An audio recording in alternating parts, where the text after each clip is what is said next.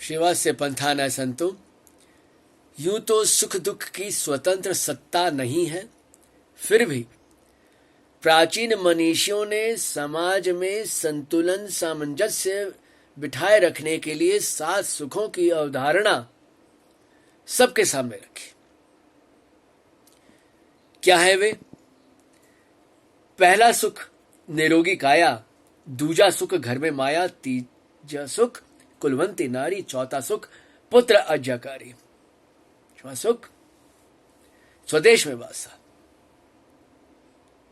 छठा सुख राजा हो पासा, सातवां सुख संतोषी जीवन। कुछ तथाकथित चिंतकों ने छल कपट चातुरी का सहारा लेते हुए कुछ पंक्तियों को इस कदर विकृत कर दिया कि समाज समझ नहीं पा रहा कि सही में सातों सुख है क्या। निरोगी काया के साथ में सुंदर काया लगा दिया, जबकि सुंदरता एक ऐसा शब्द है जिसकी कोई भी सटीक व्याख्या नहीं है, नहीं कर सकता कभी भी। कौन सी सुंदरता की बात करते हो? अरे जो निरोगी रहेगा वो अपने आप सुंदर ही रहेगा। केवल गोरा रंग सुंदरता का प्रतीक नहीं है, तीखे नाक नक्श सुंदरता का प्रतीक नहीं है। समाज को छलना बंद कर दीजिए। जिनको बहिर्मुखता पसंद है उन लोगों ने क्या किया? संतोषी जीवन के बदले कर दिया मित्र घनेरे। जिसके बहुत मित्र होते हैं वे बहुधा दुख के कारण भी बन जाते हैं। संगति नहीं लगती है निरोगी काया के साथ में।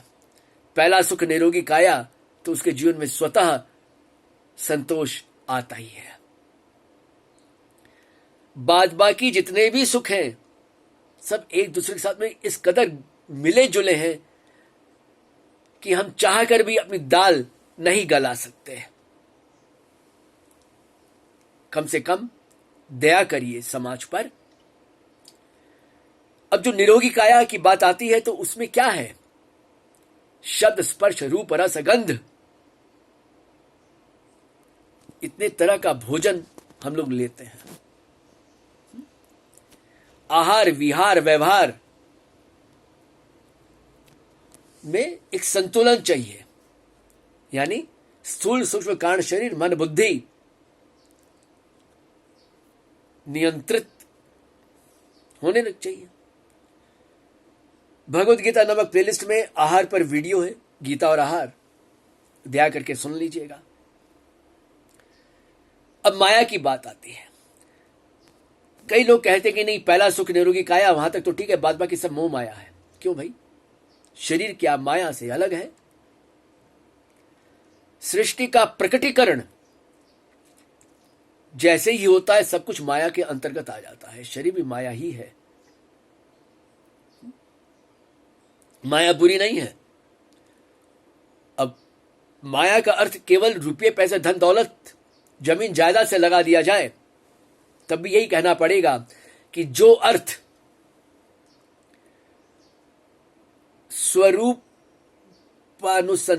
एवं स्वरूपावस्थान में सहायक हो तो वह धन ग्राही है, उचित है, मर्यादित है। ज्ञान भक्ति वैराग्य की त्रिपुटी में स्थित होने की ओर ले जाए तो उस धन में कोई दोष नहीं है कि उसका यथोचित उपयोग करेगा साधक या साधिका जो भी है। कुलवंती नारी, क्यों भाई? ये तो भेदभाव वाली बात होगी। नहीं, ऐसा नहीं है। कुलवंती नारी का मतलब ये नहीं कि पुरुष बिगड़ैल हो, पथभ्रष्ट हो, उच्छृंखल हो, उद्दंड हो। नहीं, कि आगे में पंक्ति क्या है? पुत्र आज्ञाकारी। तो पुत्री क्यों नहीं कहा गया वहां पर? देखिए, समाज में उस समय भी पुत्र पुत्री के लालन पालन में भेदभाव होता था।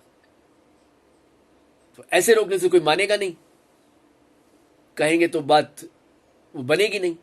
तो मनीषियों ने क्या किया? पुत्र आज्ञाकारी, पुत्र अनुशासित हो तभी तो उसका गृहस्थ जीवन ठीक से चलेगा।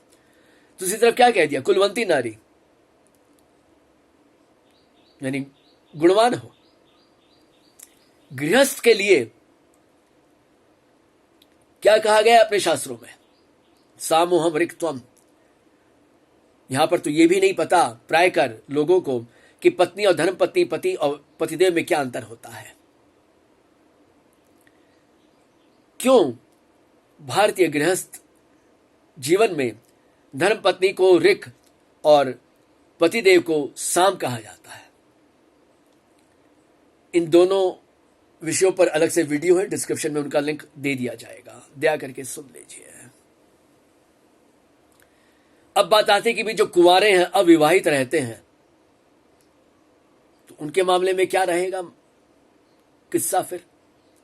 ठीक है, कोई बड़ी बात नहीं है। वहां पर मन और बुद्धि का तालमेल बैठाया जाता है, संगति लगाई जाती है। क्यों और कैसे, ये तो कभी और चर्चा कर लेंगे। बुद्धि को वहां पर पत्नी स्थानीय रखा जाता है। हम आगे चलते हैं तो क्या है, स्वदेश में वासा। हाँ जी, ये पंक्ति बड़ी गड़बड़ वाली, इसको भी उड़ा दिया गया चिंतकों के द्वारा, समाज सुधारकों के द्वारा। अब क्या हम विदेश न जाएं रोजी रोटी के लिए, पढ़ाई लिखाई के लिए, अपनी उन्नति ना करें, शौक से करें, पर अपनी माटी को ना भूलें, सारी कमाई वहीं पर ना उड़ा दें। यहां के विकास के लिए भी संपत्ति का सदुपयोग करें।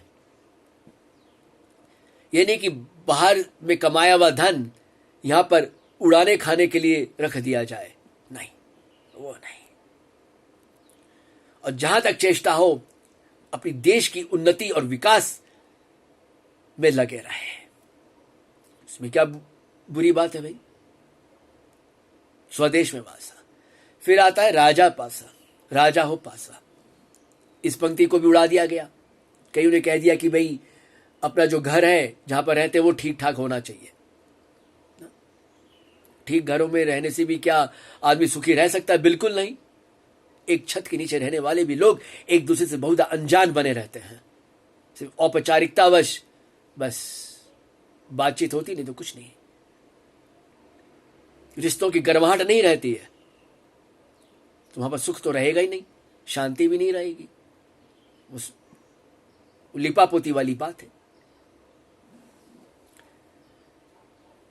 तो राजा और पासा का मतलब क्या है? जो राज सत्ता है वह ठीक ठाक हो। यहां पर अनुकूल शब्द का प्रयोग मत कर दीजिएगा, क्योंकि वो तो भाई भतीजावाद हो गया, नहीं, वो गलत है। मतलब वह राज सत्ता जो धर्म नीति, अर्थनीति, कूटनीति, शिक्षा, स्वास्थ्य आदि पर संतुलन बना के रखे।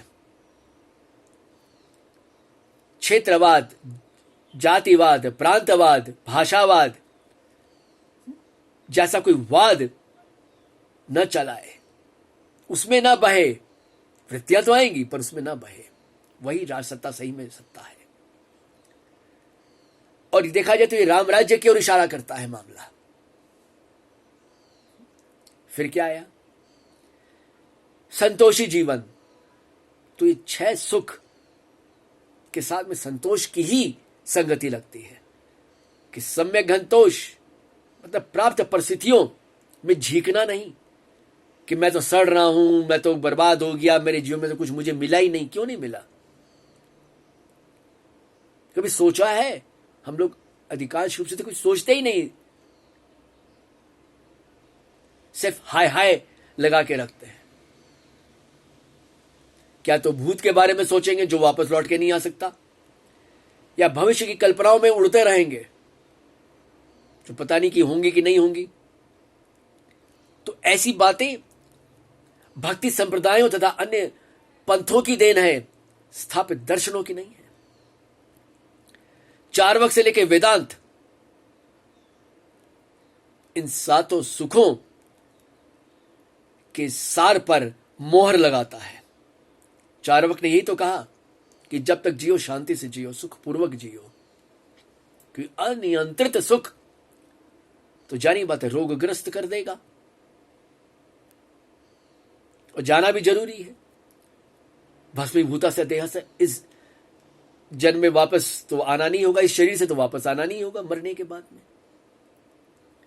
कि वही एकमात्र दर्शन है जिसने जीवन मरण दोनों को एक ही पंक्ति में एक साथ रख दिया। वेदांत भी यही कहता है।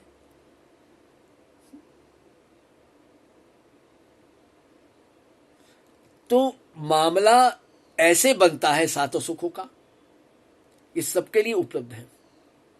इनके साथ में छल कपट न करें। किसी पंक्ति का अर्थ नहीं लग पा रहा है, संगति नहीं लग पा रही है, तो किसी जानकार से पूछ लें। अपने हिसाब से जोड़ घटाव करके जो एक पाठ भेद की परंपरा चल पड़ी है उसको और रिष्ट पुष्ट ना करें। क्या मिलेगा ये सब करके? और निरोगी काया रहेगी तभी जीवन में संतोष रहेगा। आयुर्वेद की दृष्टि से देखें तो शरीर को रोगालय कहा गया है कि तो बीमारियों का घर है तो है। पर अगर संतोष है, नियंत्रण है, हम सामंजस्य बैठा पाते हैं, तो उसमें भी आनंद का अनुभव तो कर ही लेंगे। और क्या चाहिए? चेष्टा तो करिए, इसमें कोई दोष नहीं है।